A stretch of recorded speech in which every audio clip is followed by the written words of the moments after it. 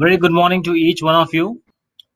On behalf of Good the morning. Bangalore Chamber of Industry and Commerce and Capital Goods Skill Council India, we welcome each one of you to this session on cyber and physical automation.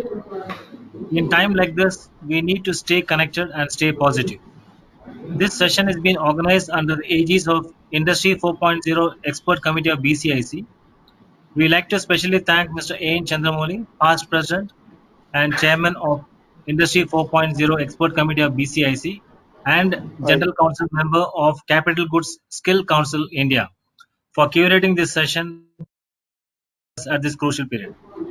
The speaker for today's session is Mr. Jagannath V, Business Head, M2 Next Solution, a BFW subsidiary. A brief profile of Mr. Jagannath for the benefit of the participant. He is a senior management professional with 30 years of experience in catering to machine tool builders, auto OEMs, two-wheeler, four-wheeler, and high SCV, auto ancillary manufacturers like metal cutting, BIW, and 4W, robot integrator, BMC turnkey, fixtures and tooling, plastic manufacturers including mobile phone, medical industry, and tool room with wire cut EDMS. Industry 4.0 integrated over 2,000 CNC machines in the last 2 years with successful installation up to enterprise level. Robotic automation project including machine tool, UL welding, furnace, ladding, die cast, extraction, 2W steel painting, tire handling, end-to-end, electronic, PCB automation, and so on. AGV, automated guided vehicle, design and development of 3D printing, polyjet and metal, and his profile keeps on going on. This session will be moderated by Mr. A. N. Chandramoli.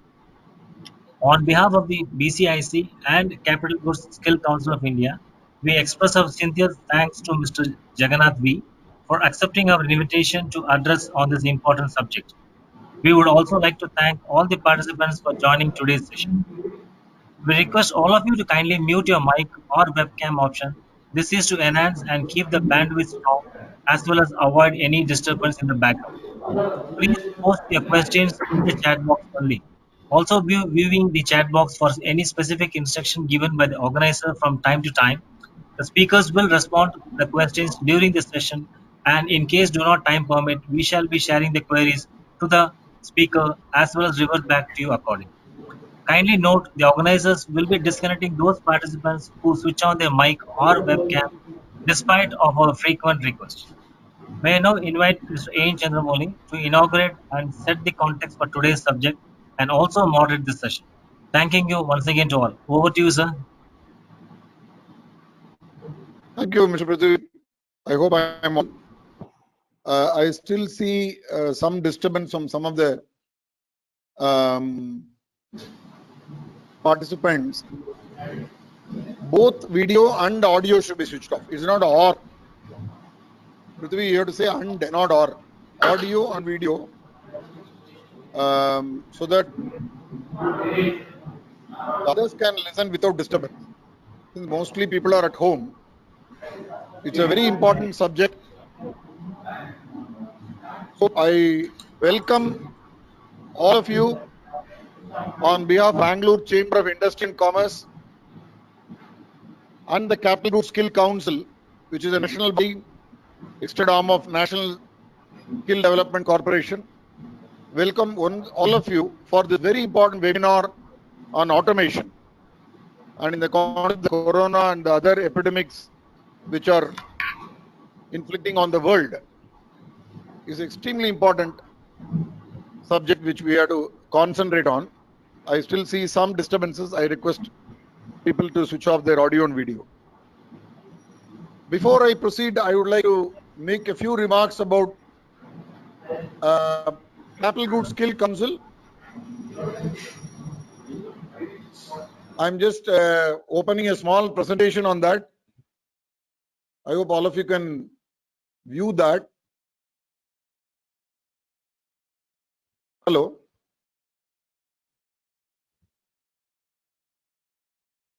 Hello.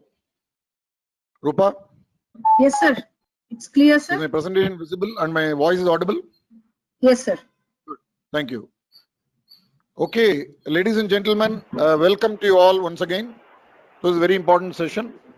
A few words about Capital Goods Skill Council, which is a national body. It comprises 10 subsectors of capital goods sector of this country.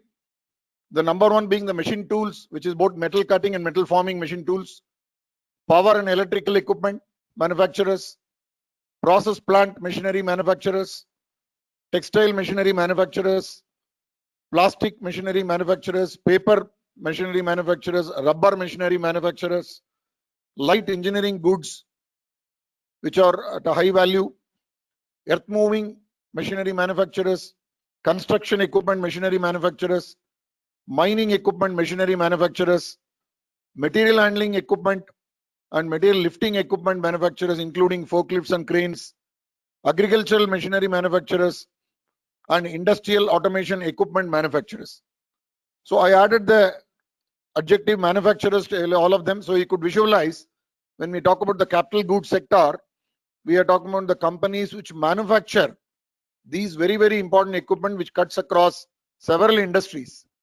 And the skill council of this capital goods skill council has got several objectives. The main objective is to develop national occupational standards of qualification for skilling and competency building in this country. The second most important objective is affiliate training educational institutions to deliver the standards and qualifications. They are the authorized body of the government to certify all bodies who are training and delivering the training. Also, they develop the quality assurance parameters for the training, for the assessment of the trainees as well as the trainers and the organizational infrastructure, etc., and certify finally the trainees as well as the trainers. Of course, training of the trainers and assessors is very important responsibility of the Capital Goods Skill Council, promoting the academies of excellence for the sector, and last but not the least is to establish a labor market information system, which means to invest in consultancy and analysis and research of the demand and supply of labor market skilling. This council is registered in 2013, 13 June, promoted by Federation of Indian Chamber of Commerce and Industry and Department of Heavy Industry, which is government body anchored by this capital goods industry. It is run by the private sector, although it is established by the government. It is supported by the Ministry of Skills and NSDC, National Skill Development Council. So far, a total of 55 qualifications. Qualification means job roles. Qualification means job roles. 55 qualification comprising of 96 unique national occupational standards have been developed. All the qualifications have been validated and vetted out in workshops constituting minimum of 30 companies, small scale industries, medium scale industries, and large industries put together. And all the qualifications are now aligned to the National Skill Qualification Framework. And this means this is now good to go, and all of them can be certified. And the mobility of the individuals who are certified by this council will give them employment anywhere in the world, not only in India, because these standards are not only national standards, but also benchmark with international standards. Very quickly, in the context of the Industry 4.0, which I am chairing the committee of the Industry 4.0 on part of not only Bangalore Chamber of Industry and Commerce, but also the Capital Goods Skill Council. There are 20 job roles to start with. We have identified. I don't want to read all of them. We will put it in the recordings. You can see the slides. Couple of them I want to read as factory automation and robotics engineer, process automation, remote diagnostic engineer, and so on and so forth. Then we also have another 10 job roles: predictive maintenance engineer, digital quality engineer.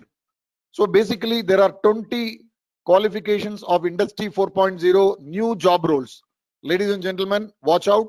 We are talking about the new job roles which are emerging in this country as well as globally, highly paid job roles, because the supply of these people for these job roles are very, very limited today. And I'm sure with our Prime Minister's initiative, many of the people who are trained on this in Germany, Japan, and America will come back to this country to train others and create an ecosystem of these 20 job roles, of which the 2 job roles already a very, very detailed qualification profile, which includes the infrastructure and the curriculum and content for factory automation robotics engineer and for predictive maintenance engineer is almost ready and just about to be launched, which is completely validated and vetted out by the industry. And the focus in this year, 2013, it has established this council. Over 7 to 8 years, the council has grown with several memberships, and many trainers can enroll themselves on the website. And it is going to support not only the skilled workforce for the industries, but tying up with many state governments, industries, universities, and academic institutions. These are some of the major initiatives, and even world skill competition will be conducted by this council, and our IMTMA is also part of this council. Now I would like to stop the presentation and give you a few remarks about this particular subject of today. Basically, the automation, as you could see, is cuts across several capital equipment sectors. Although automation equipment is also one of the capital equipment sector by itself, and traditionally automation was considered as replacing manual labor by equipment and to improve productivity. Whereas today, the automation is a very comprehensive and very important and mandatory requirement to improve several parameters of the manufacturing excellence and efficiency and effectiveness. Excellence, efficiency, and effectiveness are not just simple English terms, they mean a lot. Effectiveness is meeting 4 very important customers' requirements, namely quality, delivery, variety, and cost. Normally, we are familiar with quality, delivery, and cost, but with Industry 4.0, we are able to address even the variety and the flexibility. Efficiency is meeting organizational requirement, company's requirement of resource utilization, cost reduction, waste elimination in terms of materials, in terms of production, labor, and cost of logistics.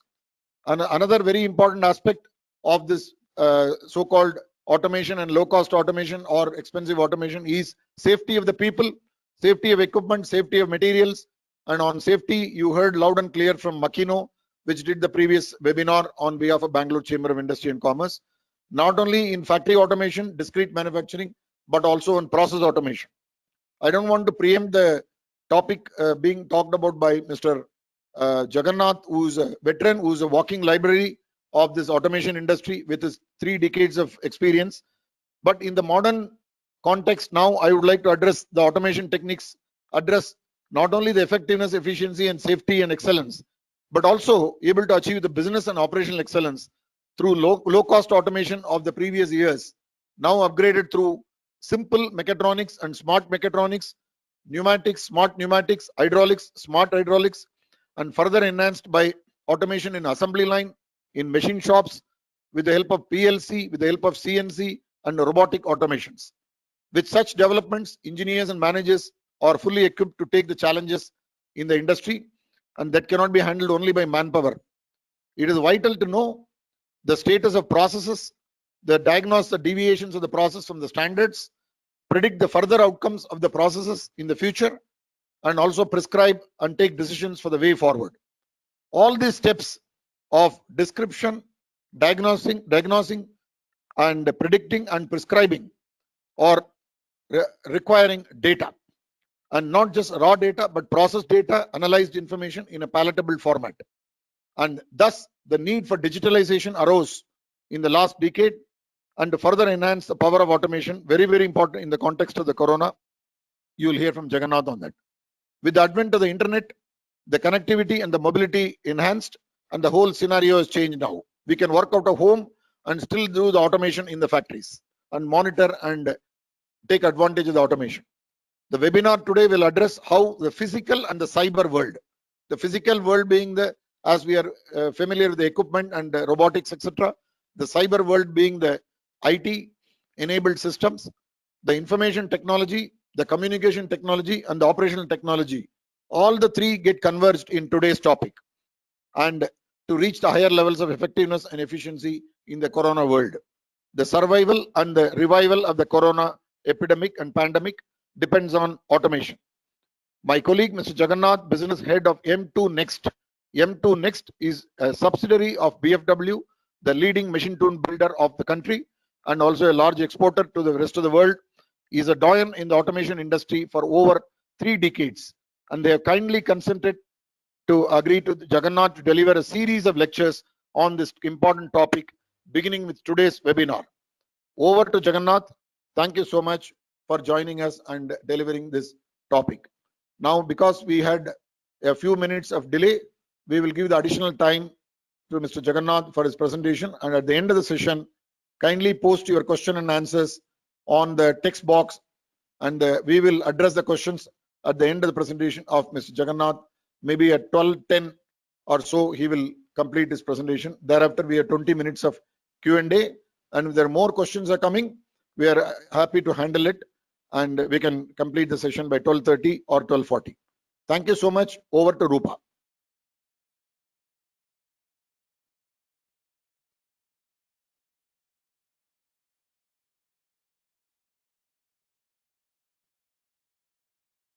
Thank you, Mr. Jagannath. Over to you.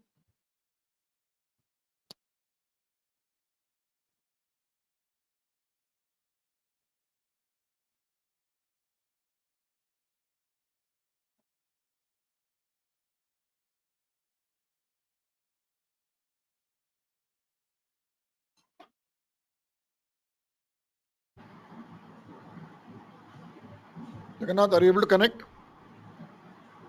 Yeah, can you see the screen now? Not yet. It's coming. Yeah, I can It's see coming, the screen, right? Jagannath. Yeah. Yes, I can see the Yeah. screen, Jagannath.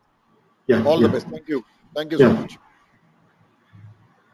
So, good morning to all of you. Warm welcome, and let us start. The webinar looking at the cyber automation, physical automation. What exactly it becomes more and more relevant in the today's situation. After having undergone a pandemic like COVID, it has become more pertinent than ever. So let us look at how exactly do we use this, implement this, and take benefit of the automation, both cyber and physical. So my introduction is already done, so I don't have to go through it. So let us look at just a recap. Most of you will be knowing what is industrial revolution. Just to give a quick recap, that in 1784, industry 1.0 revolution was did take place, which is mechanization using steam power weaving loom, and industry 2.0 in 1870 was in mass production assembly line. Electrical energy was the one which was the key member of the industrial revolution. And next came the industry 3.0, which is automation, computers, and electronics, which were on their standalone mode for production. So which means that you can look at the symbol, that there is an electronic symbol on top of it, which did come into the industry and were in the standalone mode, means they were doing the job on their own. Now next came industry 4.0, which is today, which is enhancing automation through data connectivity and productivity enhancement through data analytics, and of course artificial intelligence in ML. So which means that you can look at the symbol. The symbol is a Wi-Fi symbol, which means that every device needs to get connected through a central system which can make them talk to each other, and finally start talking about their deployment levels and how much are their availability in terms of. May I request, sorry to interrupt, Mr. Jagannath, if you could increase your Yeah. volume. Yeah. And also some of the participants are still having their audio and video on. So I request all the participants to stop their audio and video. I'm going to switch off also, and request Jagannath to increase his volume of speaking. Thank you so much. Already done.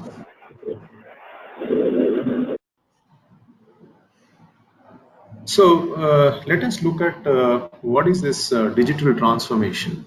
So there are three stages. Primarily the first stage is called digitization, which means that the process of making information available and accessible in a digital format, which means that you may have an equipment which could be 30 years old, 40 years old, 50 years old, but this equipment may not be in a condition or a position to give you information about its performance parameters. So how do you make this device start delivering these information? So the process of making this element or the equipment or the machine tool or whatever is it in the shop floor, maybe a gantry or an overhead crane, how do you make this digitalize? How do you digitize this? So in order to make this, is what is the process is called digitization.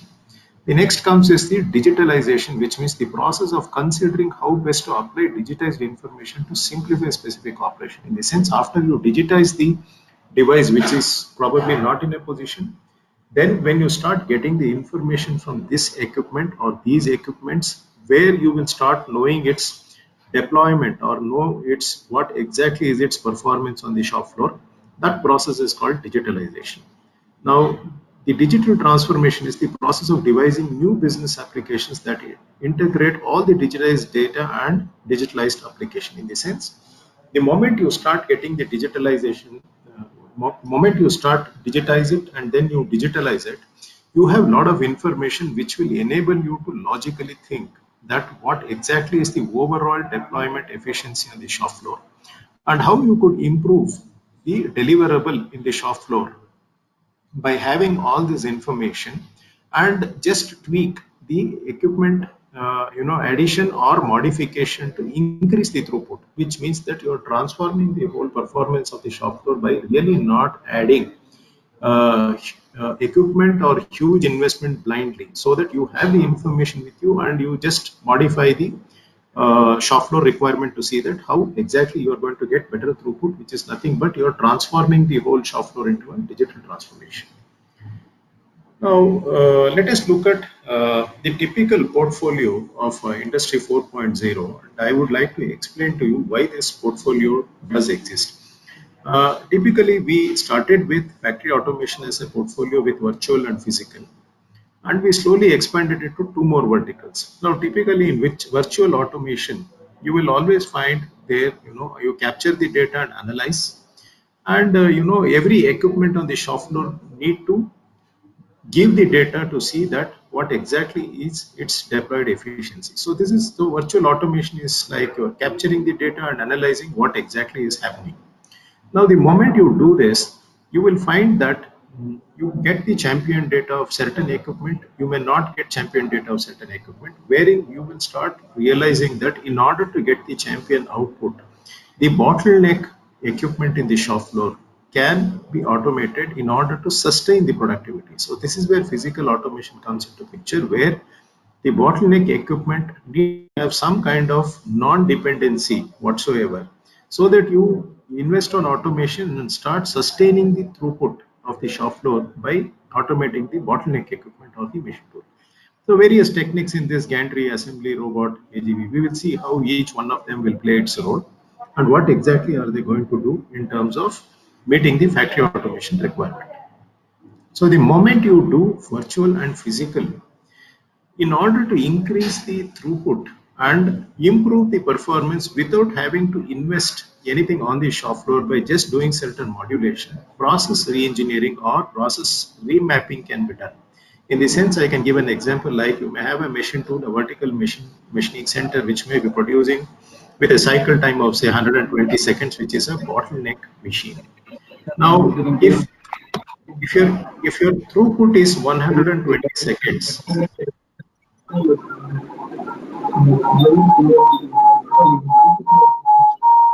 of disturbance.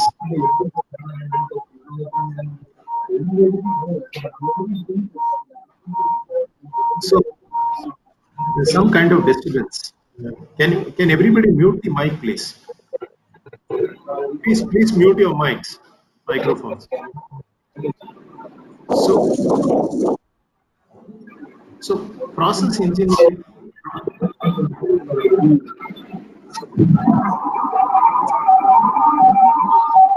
There's big noise. So Rupa, can you mute all the participants' mic, please? Sir, I will do that. Then after you please unmute your mic, sir. Okay, I'll do that.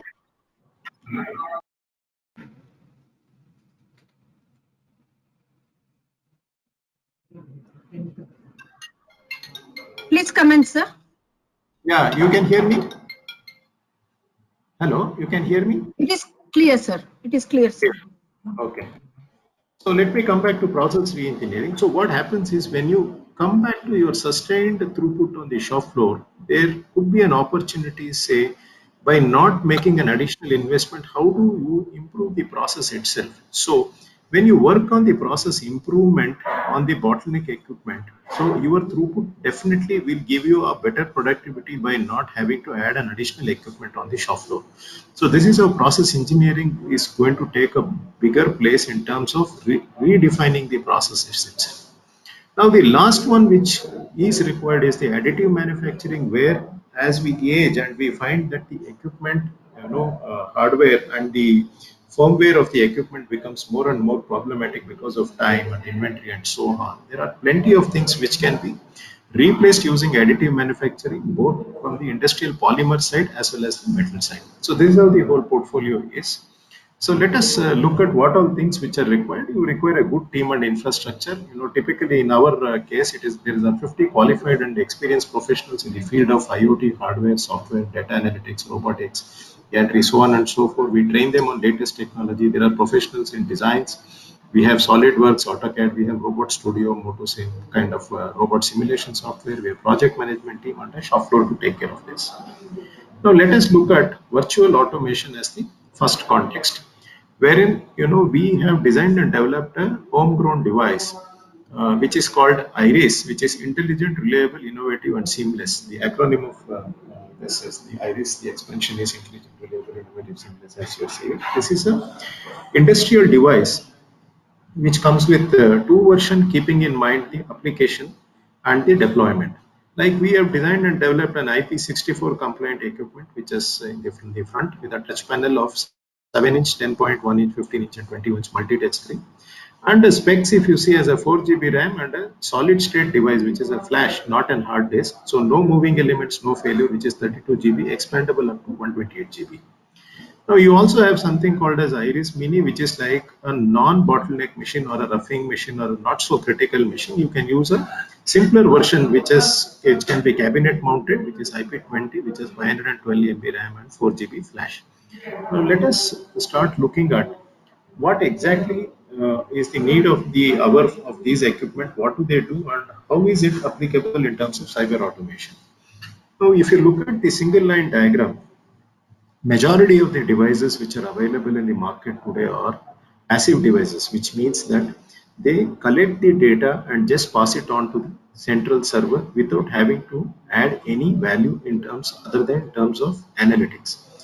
But what happens is, as a result, the traffic of this data, when it is moved from the machine tool or any equipment on the shop floor into the server, the traffic is too high, number one. Number two is the cloud or the local area network becomes quickly loaded, and you need to have some kind of a data management requirement, which is very, very complex in today's world. Because if you see any device which will spit a data of at least every 500 milliseconds, there is one line of data which is coming out from the device.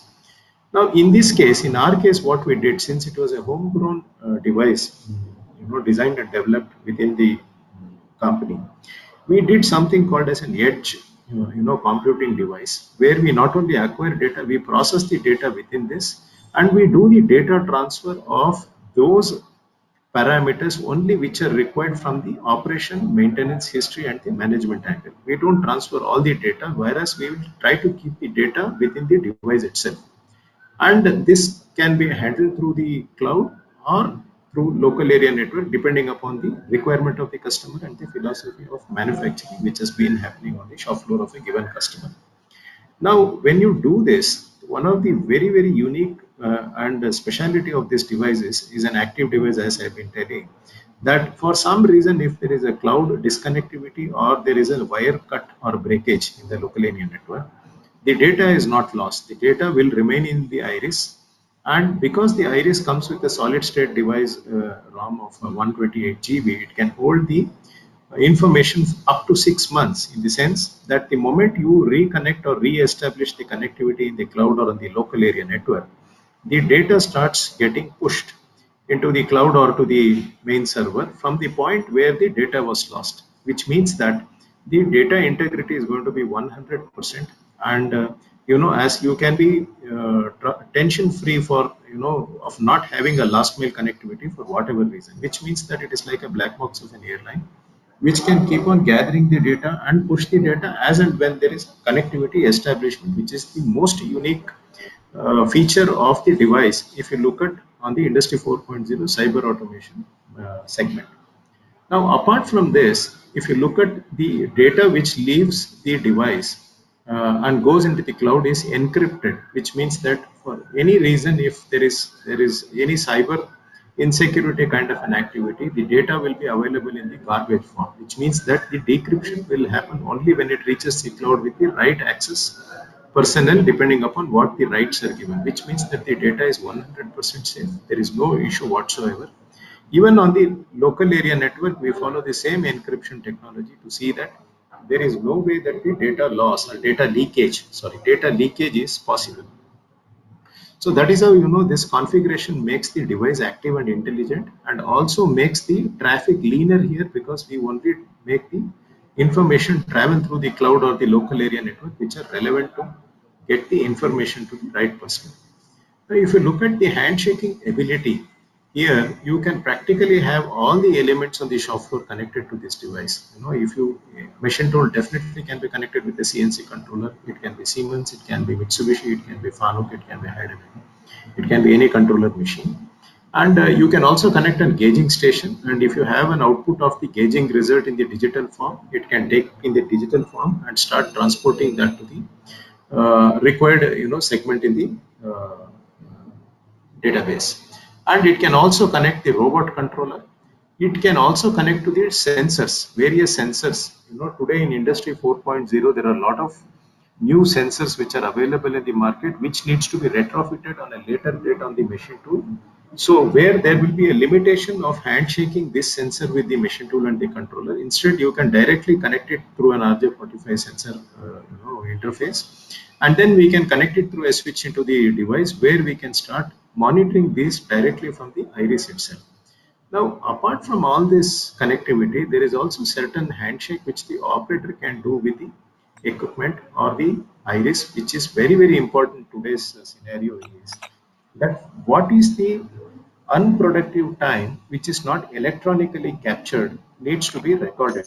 So this is where the operator comes into picture, and operator will start giving those parameters. Like for example, you can have a drop down, and the operator can start telling that there is a consumable trigger, there is a waiting time on the machine, there is a setup time. So these kind of things cannot be electronically captured. So those drop down menus can be triggered and acknowledged by the operator, which is very simple to operate. So now, apart from this, we also deal with the enterprise resource solution like MES, MES, SAP, ERP, anything which is currently running on the shop floor. We can go and transcribe the database based on the information available, so that your ERP, it can continue to talk to your ERP database, whatever is the data which is being acquired by Iris. So this is the whole transactional architecture of Iris. Now let us look at each vertical, what exactly they do, how do they acquire data and analyze. So we have 5 verticals in all. The first vertical is the production management system, the second vertical is the maintenance management system, the third vertical is health, the fourth management is operational management. Now the fifth one is the data analytics, which is customized to suit the needs of the customer based on what kind of manufacturing reporting is required. So let us try to look one by one what exactly do they have. Production planning, the planner can start putting his production plan based on the plant, the shift, the kind of part and the setup, and on which machine, and what is the work order number. So the planner will keep on making the plan based on every machine tool which is available on the shop floor, every equipment which is available on the shop floor, to see that how he can start going in, giving the requirement of the parts to be produced on the shop floor. Now, dynamically, one can start getting this report on your handheld device like mobile or tablet or your PC, sitting anywhere in the world.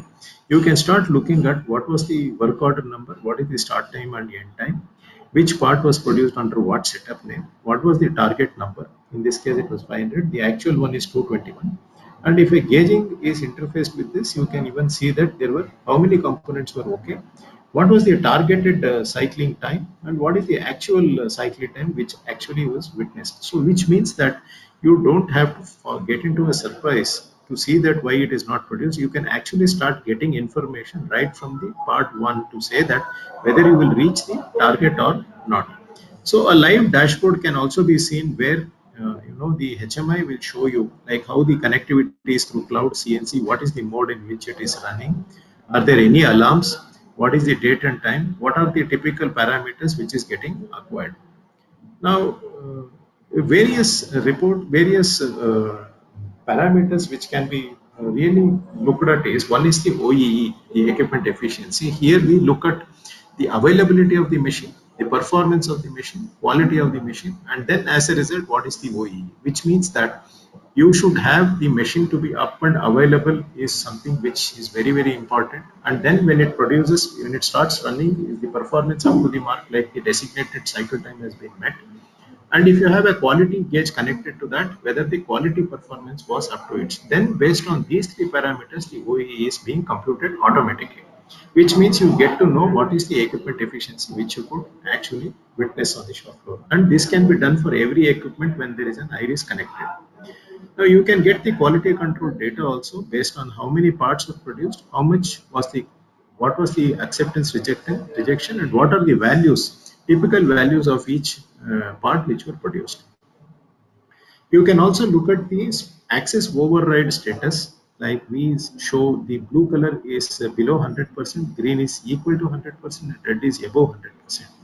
So you can start looking at, and gray color is the power of condition of the machine. So which means that you can look at dynamically the override, access override status of every CNC machine, whether the machine was running at 100% or below or 100 or above 100. In the eventuality, you will get to know that if there are some parts which are produced above 100% and you are getting better productivity, you will get to know because of what reason this happened. So likewise, then we come to the maintenance management system, which is purely the predictive type. So we first look at MTTR and MTBF, which is, like if you look at a report of one particular machine serial number, where the runtime was 2337 hours, 47 minutes and 13 seconds. The breakdown time was 63 hours, 15 minutes and 43 seconds. There were 49 breakdowns on this machine. The mean time to repair this machine each time was 1 hour, 17 minutes and 27 seconds, and every 47 hours, 42 minutes, 35 seconds, there was a failure on the machine. Now, what actually this enables is that you can look at this machine and start identifying the chronic breakdowns, and then understand why this chronic breakdown is happening and reduce the number of breakdown, which means that the machine is available for further productivity, number one.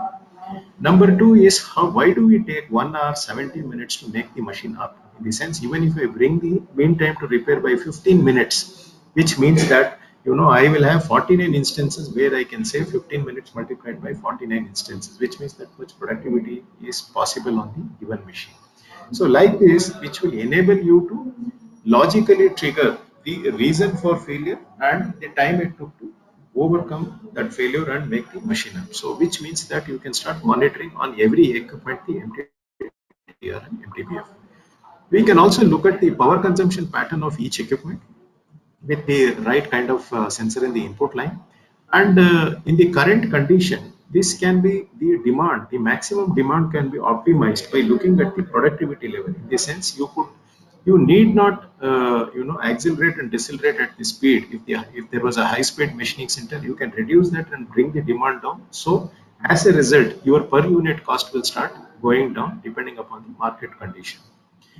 And consumable accountability also can be tracked, which means that whenever there is a consumable request which is shown in red color, whenever there is no consumable request which is green color. Let me give you an example that when the operator is running the machine, suppose he needs he needs some kind of a tool or some kind of an oil or a coolant, he can trigger a request from the HMI, and automatically this request will go to the right agency saying that this kind of a consumable request is made which needs to be delivered. Now for some reason, if the operator doesn't get that material, the machine is going to wait for it, which means that the operator will automatically not, it will get automatically recorded because he has triggered the request but the material is not received. The moment he receives the material on the machine, he will acknowledge it and start the machine. So the period between the trigger and the receipt is the red color bar, which shows that under each consumable request, be it setup change, be it part, be it tool, be it coolant, be it oil, you will start getting a clear report saying that how long the machine waited, and you can start analyzing why does it take so much of time for the material to come in as a consumable, which can be further optimized and make the machine available for productivity. Similarly, you can even look at machine life condition monitoring, whereby having graphical representation of the pressure, hydraulic oil level, so on and so forth. Again, this can be had on the remote terminal, where the maintenance guy can keep looking at it. And the graph which shows green, orange, and red. Green is okay, orange is some kind of a warning. Red is you will have to really stop. So similarly, alarm accountability, you can also look at how long the machine was down due to an alarm, and whether the machine was really running. If it is running, it is green. If it is stopped, it is red. If the machine was switched off, it is green. You can start looking at the alarm accountability also. And then you can also do the scheduling of preventive maintenance of the entire shop floor, all machines. And you can start looking at the scheduled event, completed event, and the pending event, which means that once you do this on a 6 months basis or a 1 year basis, you can start getting those information dynamically on your terminal to say that, whether those events as per the schedule is being carried out or not. Let us come to the most unique vertical, which is health monitoring system, which is very, very different from what is currently available in the market. Is it monitors all the mechanical elements of the machine. To begin with, the first is the spindle cartridge. So whenever there is a spindle on and off trigger given by the CNC to the machine, the iris will track the spindle command and start monitoring the duration in minutes with respect to time to say that how long the spindle was running on the machine, which means that you can set a total life of the spindle, and you can give a pre-warn and a post-warn, which means that let us assume the total life of the bearing is say 10,000 hours. You can give a pre-warn of 5,000 hours, and when the machine reaches 5,000 hours based on its running, there is a message which is given to the maintenance guy to open the cartridge and see the condition of the bearing to eliminate the surprise failure of the bearing in case if the machine is very critical and if the load and thrust on the spindle is very, very high. So like this, you can start monitoring the actual running of the spindle, which is very difficult to do it otherwise. Similarly, you can also look at the x-axis, y-axis, z-axis ball screw in terms of distance in kilometer and the time it has run. Again, the CNC, what command it gives on rapid and fine traverse can be automatically captured by the iris, which will, when you define a total life of the ball screw based on the pre-warn, you can start getting the information to just open and see whether there is any extra wear out on the ball screw. As a result, there is some performance issue on the machine. So similarly, you can look at x-axis, y-axis, z-axis, number of axes which is available on the machine. Same way, you can also look at the LM rails condition. Of course, the ball screw and the LM rails usage are same, but the life could be different in terms of pre-warn and post-warn. So you can also monitor the life of LM. You can also look at the condition of LM rails. So similarly, you can monitor the hydraulic motor on the machine, which could be on a power mac on a continuous duty or on an intermittent duty. You can also monitor the ATC life in terms of number of counts. Suppose if you estimate from the manufacturer which is 100,000 count, you can set a pre-warn at 60,000 or 80,000 or 50,000. Open the ATC and just look at the condition of grease, oil, disc, then leaf springs, so on and so forth. Similarly, we have also done a tracking mechanism for telescopic cover based on the supplier's specification. You can track the telescopic cover condition based on its usage, actual usage. Now we come to the fourth vertical, which is the one which is the major reason from digitalization to digital transformation. Let us look at the operation management. The first one is on-device manuals and drawings. You can see because of the nature of the memory what the device has, you can load all the drawings, work instruction, inspection, vendor details, bill of material. You can start loading everything into the device, which means that you don't have to go and refer any of the documentation elsewhere, right from maintenance office or the design office. You can start looking at here only because it's a touch screen and easily navigatable. It is easy to find out where exactly is the document by looking at the search. Now you can also look at the 3D drawing of the parts which are being manufactured on that particular machine, where you can rotate, flip. You can also see the contour parameters, you can see the cutting, cutting contours, you can see the inspection parameters, you can see a lot of things which are electronically be uploaded, be it in any form, Unigraphics, AutoCAD, SolidWorks, you can upload it in any form. And if the machine is old, you can even look at the toolpath graphics of the machine. If that option is not available on the CNC, you can make use of Iris to look at the toolpath graphics before you run the part program which is being edited and written on the machine tool. And you also get a feature like inbuilt program editor. The part program editing can be done on the Iris, and while the machine is running on a different program, you can copy it, edit it, and then push it back to the machine, and then that can go back to the main memory, so that you can use it at any part of time as and when it is required.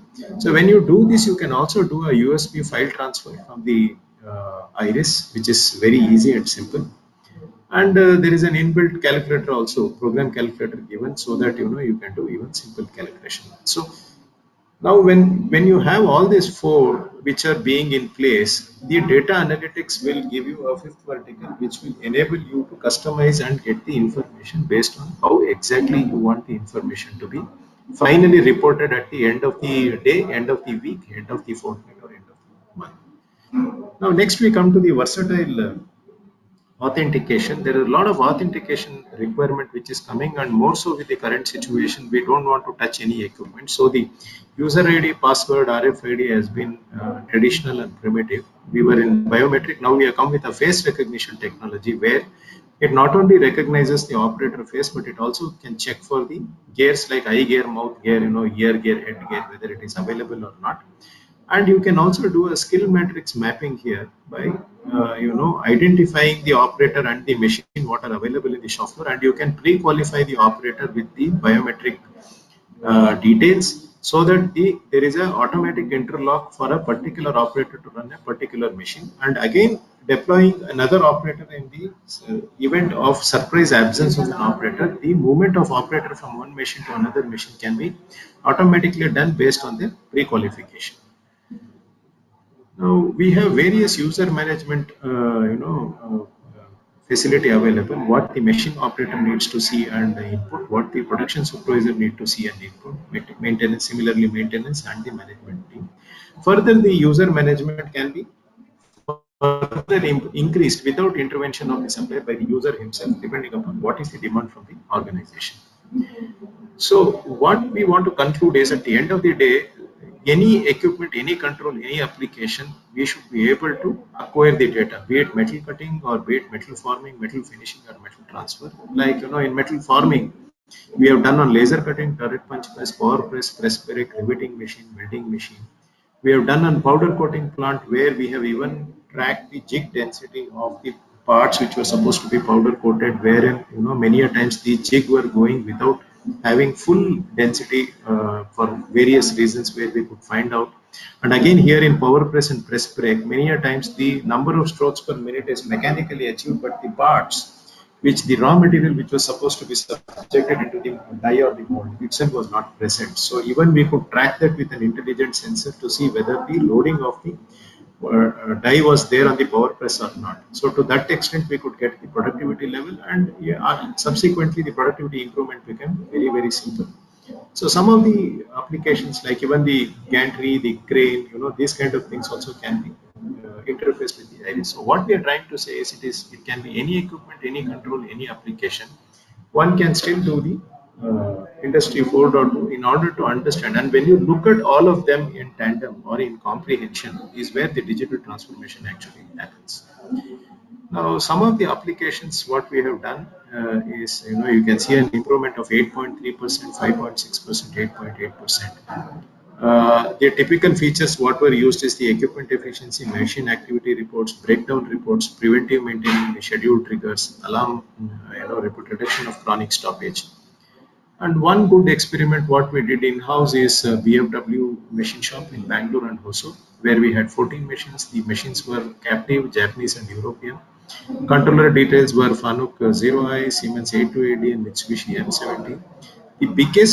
The improvement what we could witness was 11.7%, and the biggest trait was the consumable weighting. When we brought this consumable weighting down and the setup time down, we could come down to double digit of increasing in productivity.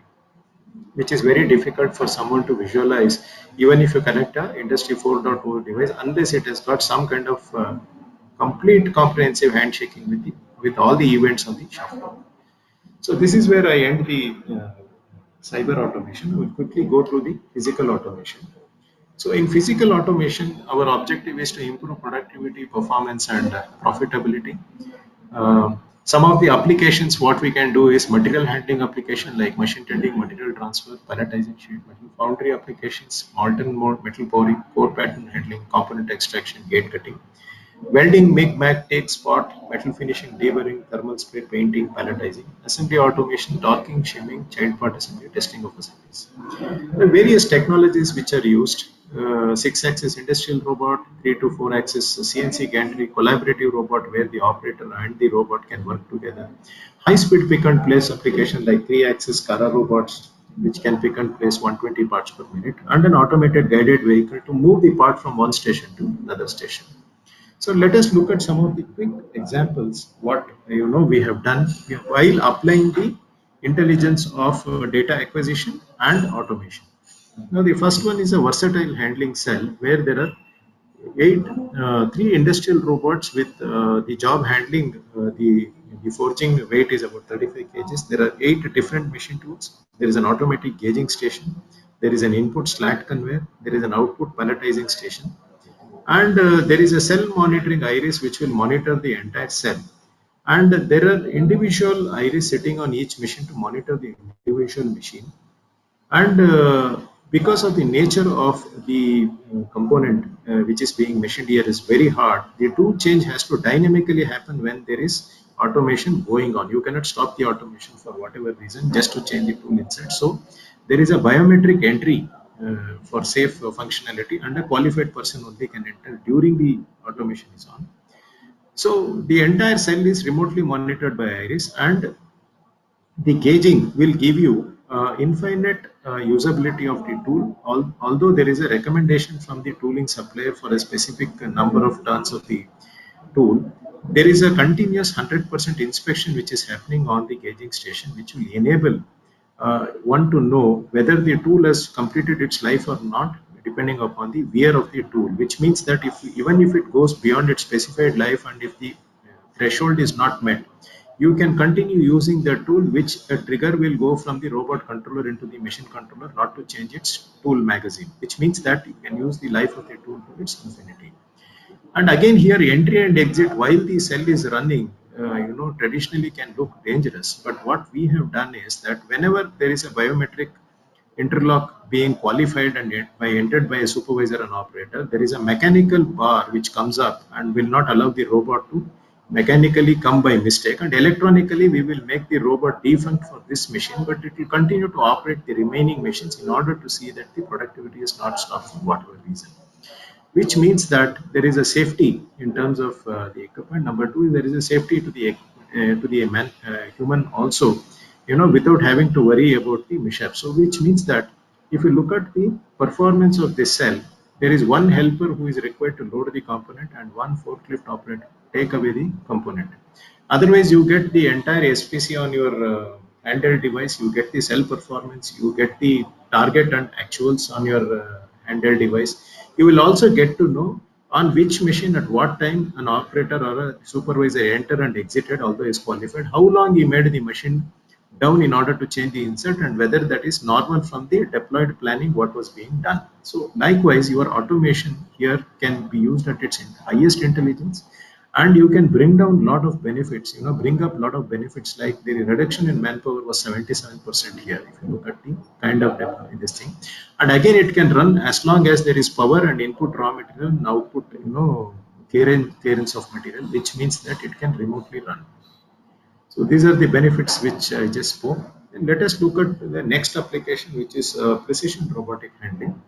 Here you have a end of arm tool with 3 grippers at 120 degrees. There is an additional tool rack for special tools. There is an high sensitive probe for job offset being handled. Apart from handling the tool, the robot also will handle the probe.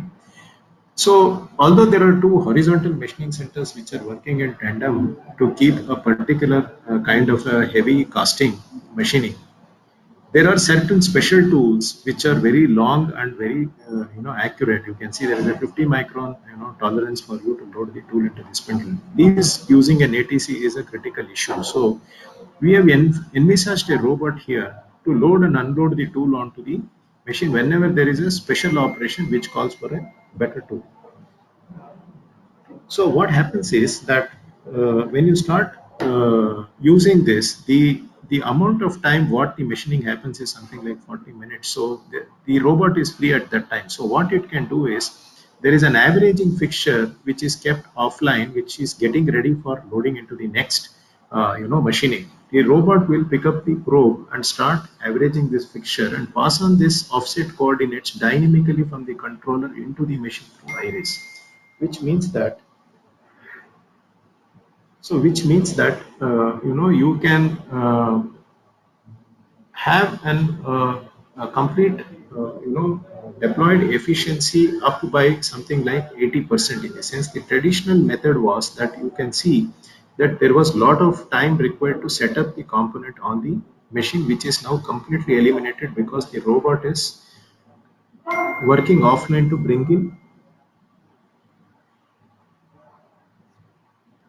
Hello. So bring in the kind of efficiency which is required for the cell. So here the time reduction in the tool loading was 40% and the job setting was 80%. The unmanned operation of the machine and iris effectively integrating machine tool and robot controller.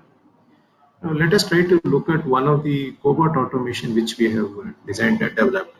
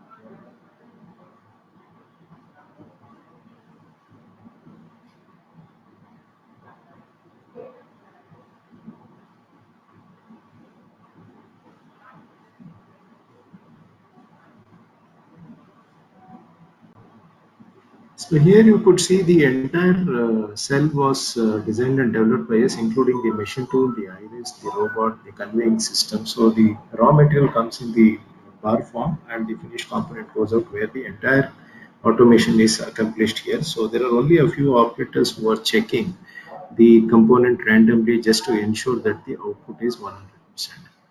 So let us look at the next example of gantry, where the main advantage of using a gantry is in case if you want to save the floor space and have 360-degree approach towards the machine from all the sides, then the gantry is required. And again here, there are a lot of other benefits in terms of you know using this automation. So let us try to look at one of the applications. So one of the application here we are going to show is a robotic deburring, including a gantry, where a gantry will not only handle the front axle beam and does the machining on the machine tool, it goes on to a station where the robot will do the deburring. So here the beauty is that the gantry, once it picks up the front axle beam from the forging point, and then there is an averaging which is done from the machine, and here the machine will pass on the forged variation mounting hole machining what it has done after averaging the fixture into the robot controller, which is the opposite of what we saw the earlier case where the robot was passing on the coordinate to the machine tool. Here the machine tool will pass on the coordinate to the front axle beam, where the gantry will start machining from that point. So let us look at this video.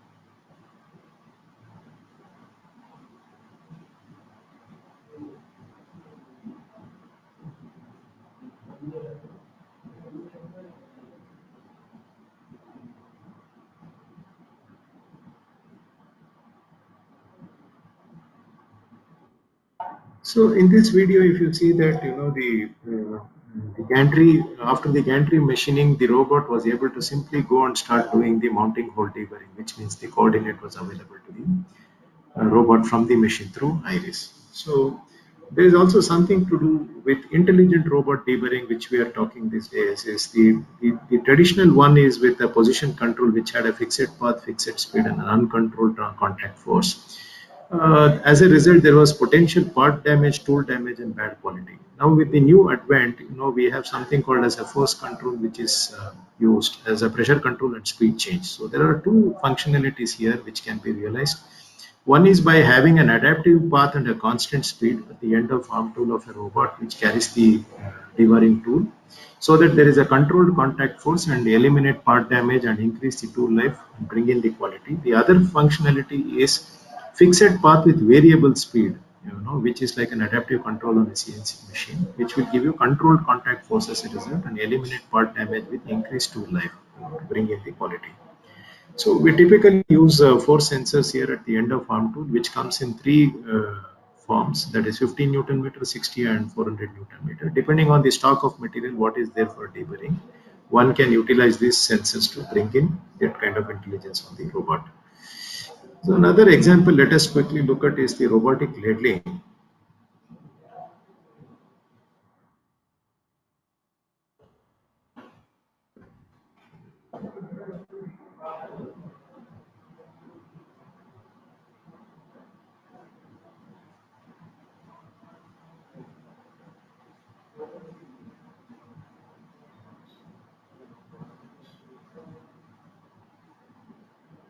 So you can see that the robot is picking up the molten metal, and the ladle is being controlled by an 7th axis, which is through a servo motor. There is a thermistor sitting on the ladle which is monitoring the temperature, and the pouring is also very uniform.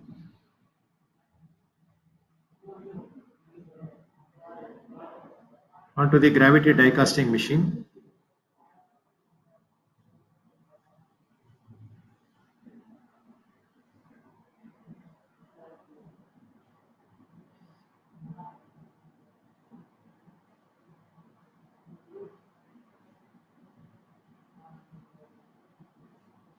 So you can see that this thing has got plenty of advantages. Very difficult to visualize from the movie, whereas the ladle had a clear pouring mechanism controlled by a servo motor. As a result, the porosities were minimized and the component rejections were completely eliminated by 95%.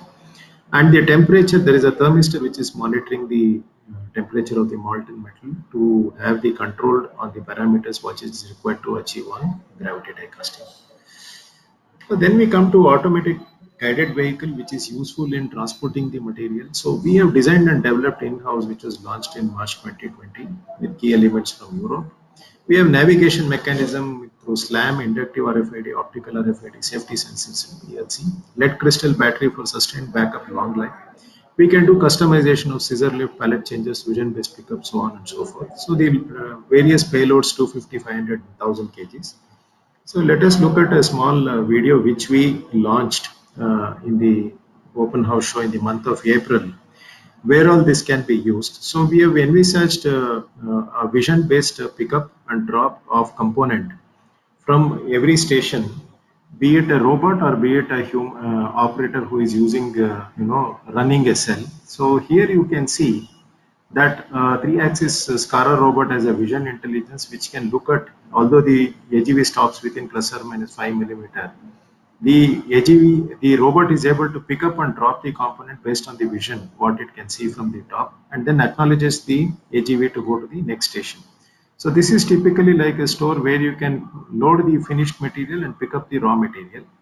And then, we have shown machining simulation under each station, which is run by a robot, individual robot, which is doing loading and unloading of components to that station using certain buffer, which is being met by the AGV. or a machine tool which is run by an operator who picks up the material and puts the finished material with an acknowledgement using a completed button. So like this, the AGV can keep on going from station to station and deliver the raw material and pick up the finished material, which means that we can decide based on the traffic and the throughput of the line or the cell, and no necessity to modify any of the shop floor layout, which we can work using the existing layout and need not undergo any changes. So which means that you can dynamically employ a AGV on your shop floor for pushing the material, and then have an automation on their individual levels. And tomorrow, for some reason, if the component changes, you need not worry. You have to only change the kind of pallet and the end of arm tool on the robot. So some of the peripherals which we use in this is gripper for gantry robot. We also design and develop auto gauging stations, tanker conveyors, flat conveyors, vibratory bob fitters. Also, one can design an auto gauging SPC and SQC, which can be remotely viewed to say that what kind of performance on your bottleneck machine or on your entire shop floor or your throughput, which was very crucial to you, can be viewed from your handheld device. And HMI customization both from the traditional angle and from the GUI based can also be done based on the requirement.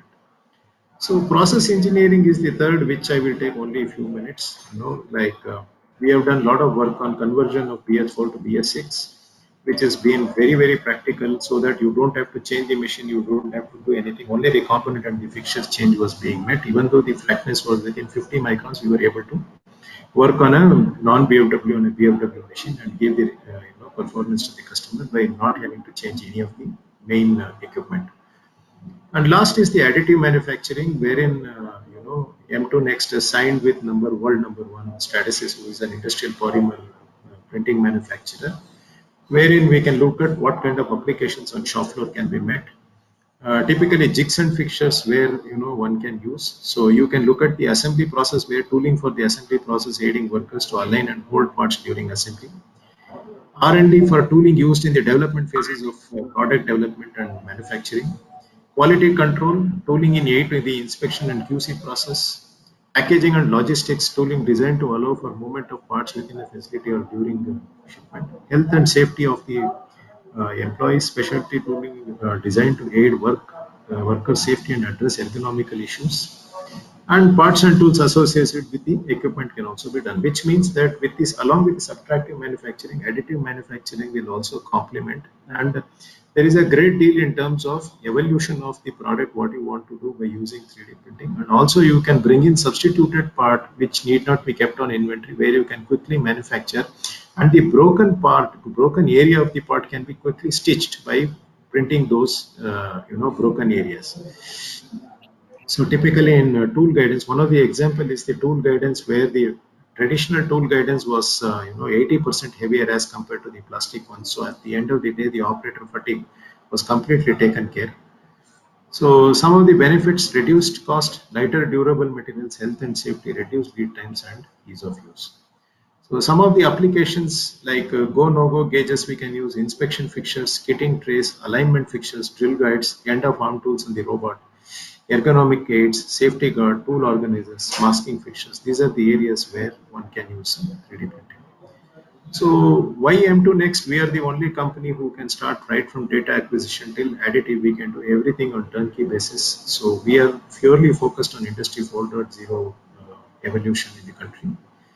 And I'll end my presentation by saying that let's work on digitization, digitalization, and digital transformation and achieve productivity, performance, profitability. Thank you for your attention. Now over to Mr. Lupi.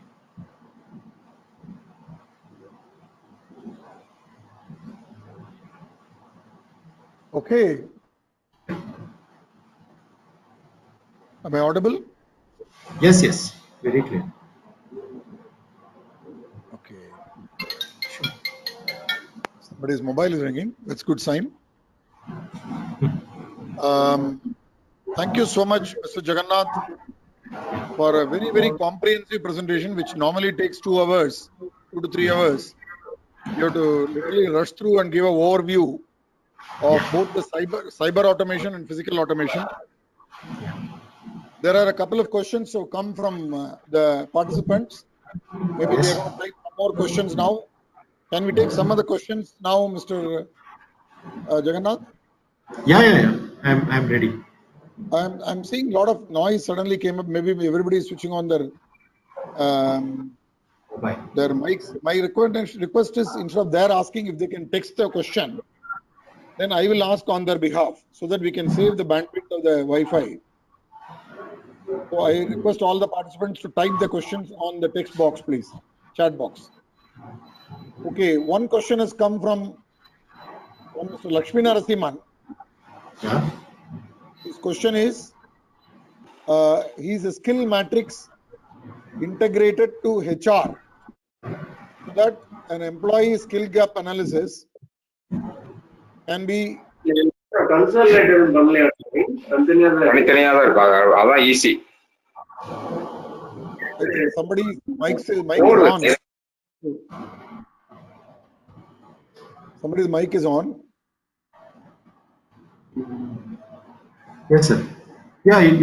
See this. Yeah. The moment you. The question is, how do we track the employee skill gap to provide training and tracking? Yes, sir. Yes, Mr. Jagannath.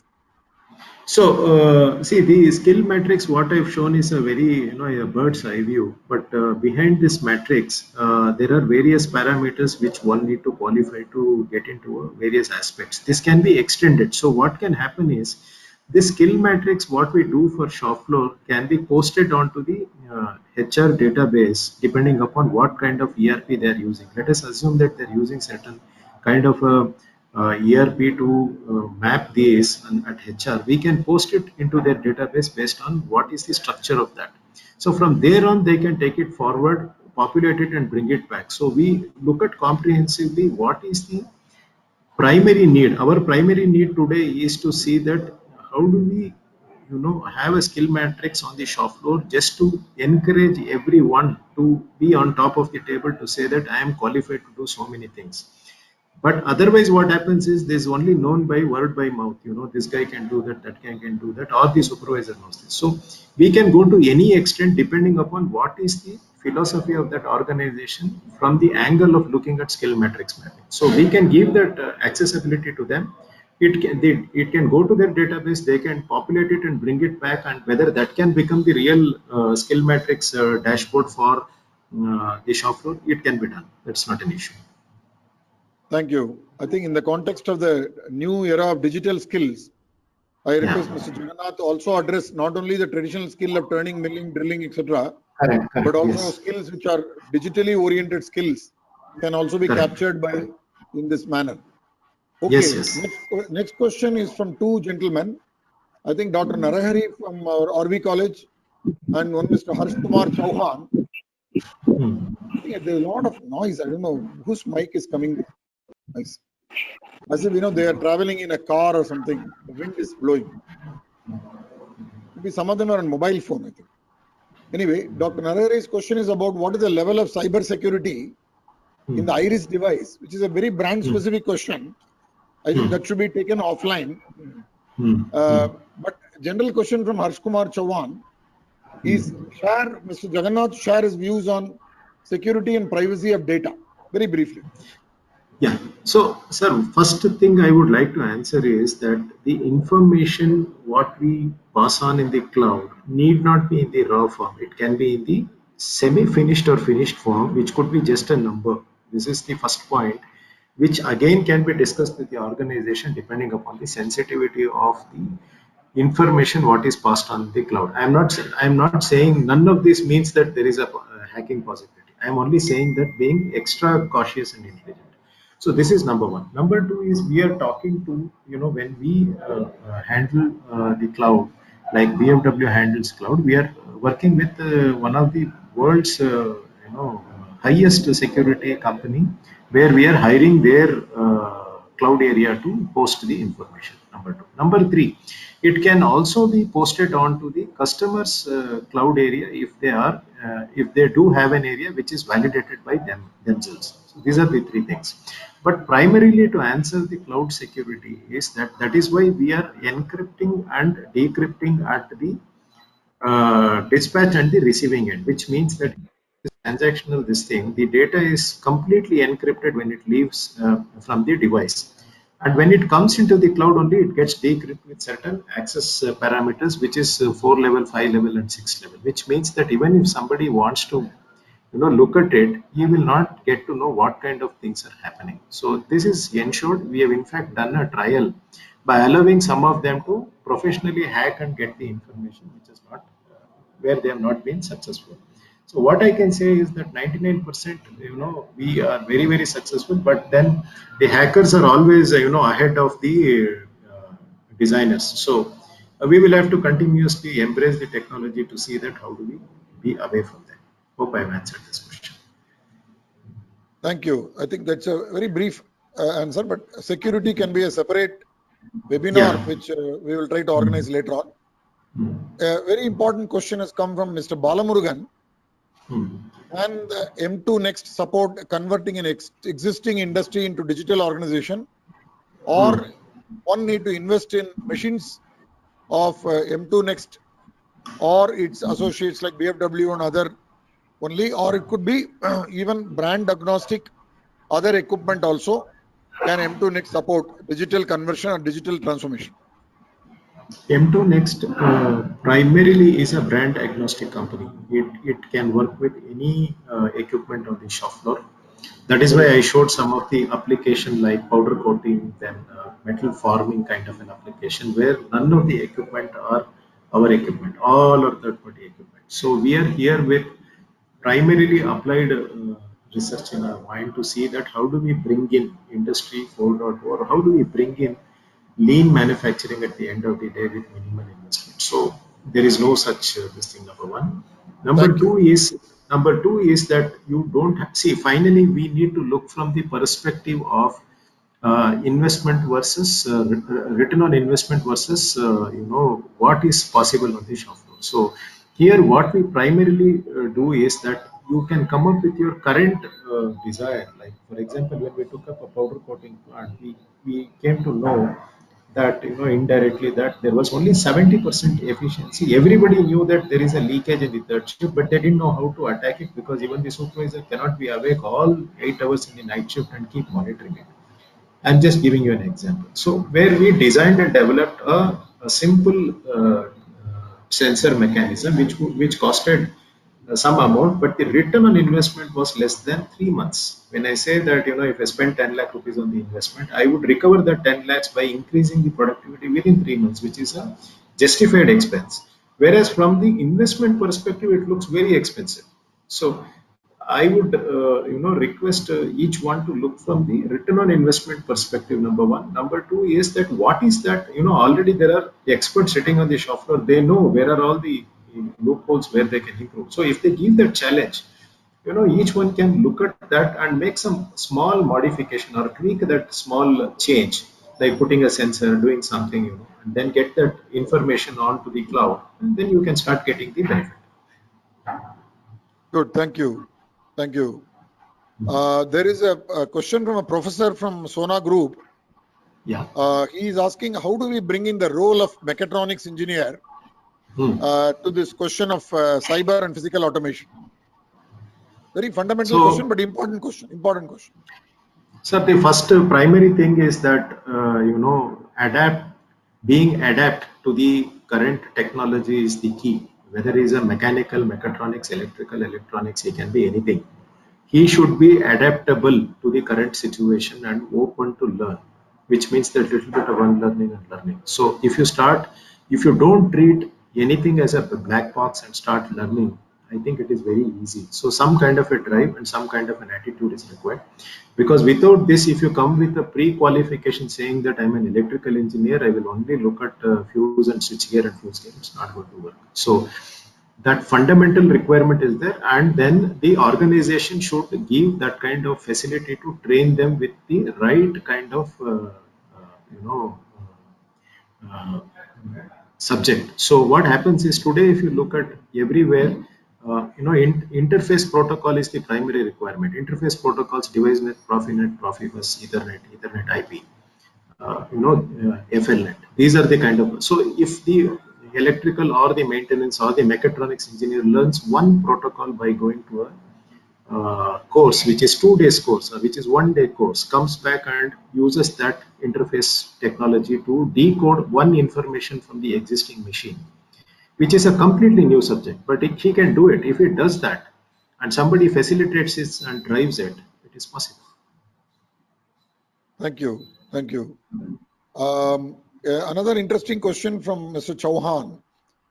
Very fundamental question, but important one. How do we segregate good and useful data from such big data? As many times, the big data is very variable and not fixed. Very good, very good. So here what we need to do is what many Japanese do, we will have to sit on the drawing board and first understand what data are we going to get, why are we getting this data, what am I going to do with data, and how this is going to be useful to me.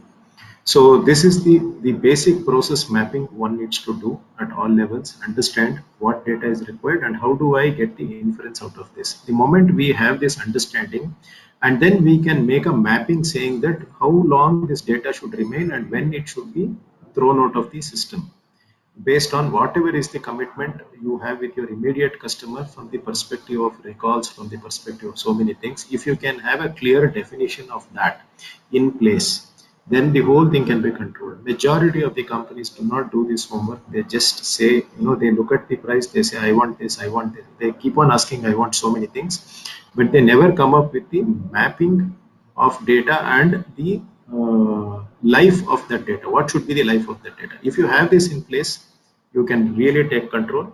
You can come back with a clear drawing sheet spec saying that for these reasons, this is what it is required. So, and then you implement that, and let us say the data integrity is not more than 6 months. After 6 months, automatic purging you can do. Nobody needs to even intervene. 6th month, first day, the data is gone.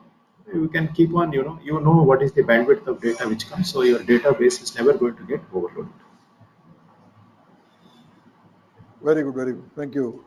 There are a couple of questions from Sona Group. I think Industry 4.0 has got a lot of support from academic background in Germany and other countries. So therefore, we should welcome all the questions from the professors as well as the people who handle the institutions. Mr. Yes. Thiago Valliyappa, who is the chairman of the Sona Group of University, is asking, will the future engineer be a mix of technical and digital skills? Will a graduate engineer be more higher in level if he knows how to handle robots, design, create programs? What is your opinion? A related question is, are you extending any support to the educational institutions towards digitalization? Yeah. This is one of the very favorite subject. I have been personally working for a very long time trying to visit as many institutions as possible. So the demography of the whole world is going to change because of this particular reason, that there has to be more and more exposure towards the latest technology, not in terms of learning, in terms of adapting. Like today if I can have a tool like how do I learn a typical handshake between a given protocol between a robot and a controller.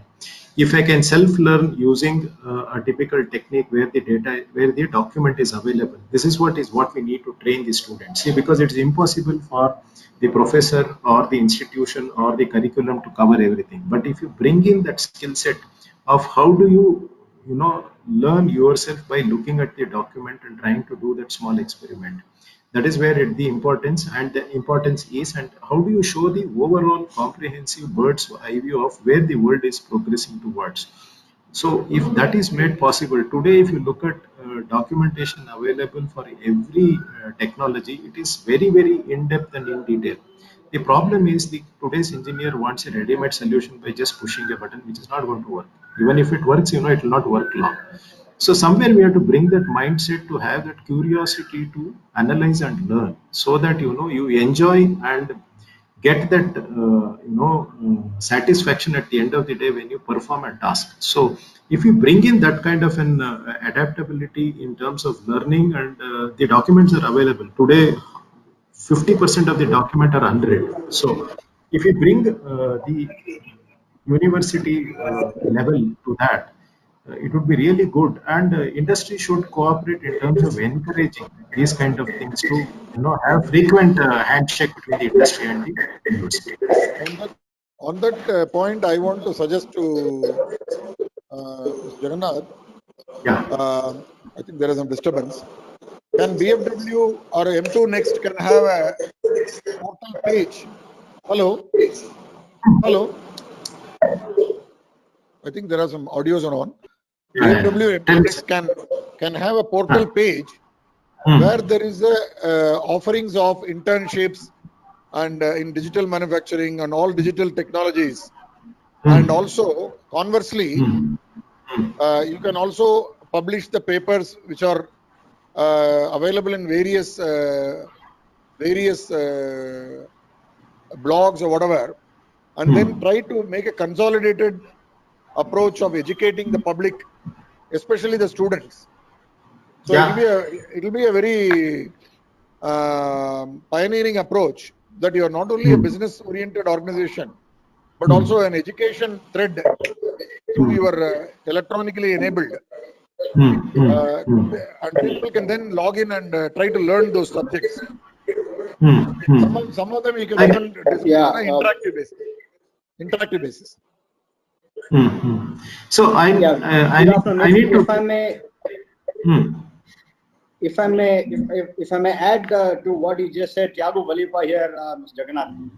Yes, please. So, just an example of a technology supermarket where, you're talking about, I think in the last half an hour when I joined in, you spoke about so many different areas that which is connecting to multiple, it is not only mechanical, it is, as you already mentioned, it's EEE, GCE, it's communication, it's technology, digital. So all this is available in an institution like, I'm just saying like an engineering institution. So it could be different institutions, but we already have this. So as a matter of fact, for the first time, we have our IT HOD also, taking part in this program, because when you say cyber, it's automatically got to do with IT and IT related areas. So it could be embedded, it could be IoT, it could be cloud, it could be so many other things. So a student coming out of a college, if he's multi-skilled, does he get more opportunities? And as Mr. Moily just pointed out, we would be more than happy to be a guinea pig to try out this in an institution level. So institution along with organization can work together and create a knowledge platform for people on the digital platform. Thank you. Yeah, sure, sir. Sure. Yeah, point taken. Tiago, I think we'll pursue that in our Bangalore Chamber of Commerce. Tiago is a past president like me. Thank you, Tiago, for that input. I would like to ask two important questions on behalf of all the audience. Number one is automation is very scary when it comes to investments and labor displacement. For a small and medium enterprise, what will be your advice where to begin the automation in terms of getting the low-hanging fruits, in terms of the benefits with the least cost, and then gradually as a confidence build-up, can you, even if you can't answer it now, can you make a roadmap of this for Bangalore Chamber of Commerce with a month 1, month 2, month 3, like that over a 3-year period, a 36-month roadmap, if BFW and M2 Next can design it, and for a particularly small and medium enterprise who don't have big budgets to begin with, they would like to get the initial benefits, and then after enjoying the benefits, they are more confident to invest the next portion. So can you make a roadmap of various automation, digital as well as physical automation techniques? Is my first question. I know you can't answer it now, but you can give me an in principle nod or acceptance or otherwise, please. No, in principle, I am saying yes. So it is possible. So only thing is we need to have a lot of exchanges on this with respect to the subject what you have spoken. So in principle, it is possible. Yes, it is possible. We will create a task force on Industry 4.0 and work out what is called approach paper for small and medium enterprises, digital transformation roadmap, which will be a unique approach paper. We will publish it. Second question is, can be answered right now for the benefit of all the audience, is we have heard a lot about cyber automation, which is digital, and a lot about physical automation, but I want to hear more about integrating the cyber automation and the physical automation. And if you could illustrate it with 1 or 2 examples, and that will be a very important input for myself as well as for the audience. That is what, sir. Like, if some of the case studies which I showed you, like if you take this particular case study, let us look at this picture, which is a particular case study. If you see the example, the application example of cyber automation is Iris, which is sitting on the machine. The robot which is doing the long tool and the averaging of the fixture is the example of physical automation. So what happens here is, like, if you look at the traditional way of doing this, is the operator would do the would look at the averaging of the fixture, put the coordinates physically into the work coordinate of the machine tool by manually. He will go to MDA, and he was doing it until now. Now, if you look at the integration of cyber with physical here, physically the robot is carrying the probe and measuring the offset of the new forged new casting. Whatever offset value it comes, there is a protocol between the robot controller and the Iris, which is handshaking electronically.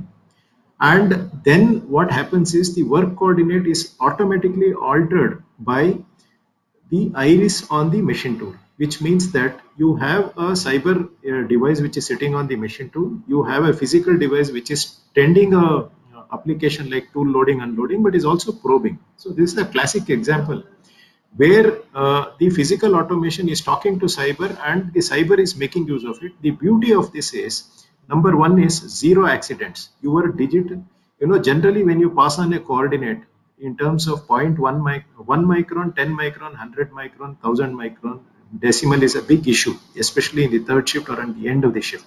He makes a mistake, you're going to bang the spindle.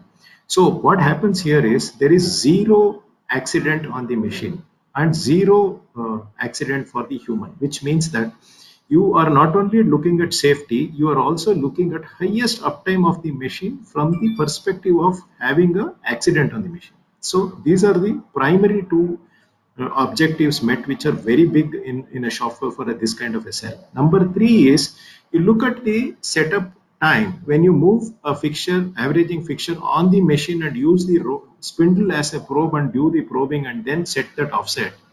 Instead of doing that, if you're doing it offline and simply loading the fixture with a zero clamping system, your total setup time comes down by 90%, which means that your physical automation is not only checking the whole thing and telling the cyber automation to be ready. Next is that the moment you load the this thing on the machine, there is one touch point which will ensure and it will start. So it's a classic example of cyber and physical here. Hope I have answered your question. Yes, sir. Yes, sir. Thank you. I think it was very illustrative. Yeah. In fact, I just wanted to make that point because at the end of the day, the webinar was addressing not the two silos called cyber and physical. It is a cyber-physical or cyber physical, as we call it, smart manufacturing. And thank you so much for that very elaborate answer. Are there any other questions from the organizers or from the and the participants? I'm ready to take it in the next 5 minutes before we close. 12:45 we close today.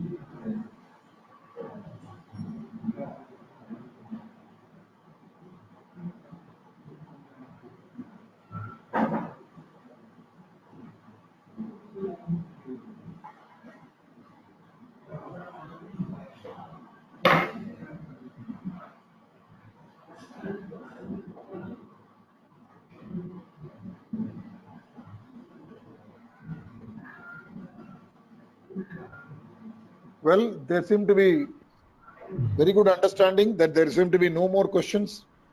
While some of them are maybe hungry going for the lunch, either in their factories or in the homes, I take this opportunity to thank Mr. Jagannath profusely and Bangalore Chamber of Industry and Commerce and Capital Goods Skill Council take it to the national level. This very important webinar, and during the survival period of the pandemic, during the recovery period of the pandemic, and the post-recovery period from the pandemic, whether it is low-cost automation or traditional 3.0 automation or 4.0 digital automation, all of them are becoming more important than ever. And with a return on investment, economic calculation, and a clear roadmap for over 12 to 36 months, I'm sure all the industries will be benefited, and the academic institutions will very strongly participate in this mission. The MSMEs will get greatly benefited along with the OEMs. And I thank all the participants and take this opportunity to thank Mr. Prithvi and Rupa and Bangalore Chamber of Industry and Commerce, our president, Mr. Devesh Agarwal, past president Tyagu Valliyappa, who is an IT expert himself, Mr. Parasuraman, upcoming president from July, and Mr. K.R. Shekhar, who is senior vice president upcoming in July, for giving us the opportunity to share the knowledge from the walking library, Mr. Jagannath, who has more than 3 decades of experience on both cyber and physical automation, setting up an exclusive business for the benefit of the nation. And while on this, I would also request all of you to note the next very important webinar on simulation along with digital automation, very important subject called simulation along with digital automation on 22nd of May. Today is 19th of May. I think today is Tuesday. 22nd May, I think it's Friday. The circular will be out very soon.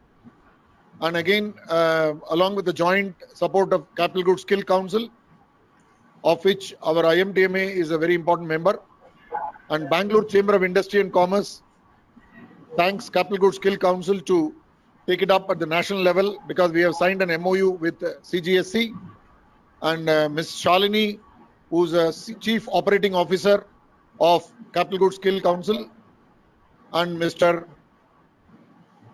Chaturvedi, who's the chairman of Capital Goods Skill Council. Thank you so much for allowing us to promote this at the national level. Thank you all. Thank you one and all. Thank you, Mr. Jagannath. Thank you. On this note, I close this webinar as closed. Thank you very much. Yeah, thank you. Thank you, sir. Thank you very much, sir. Thank you. Thank you. Thank you.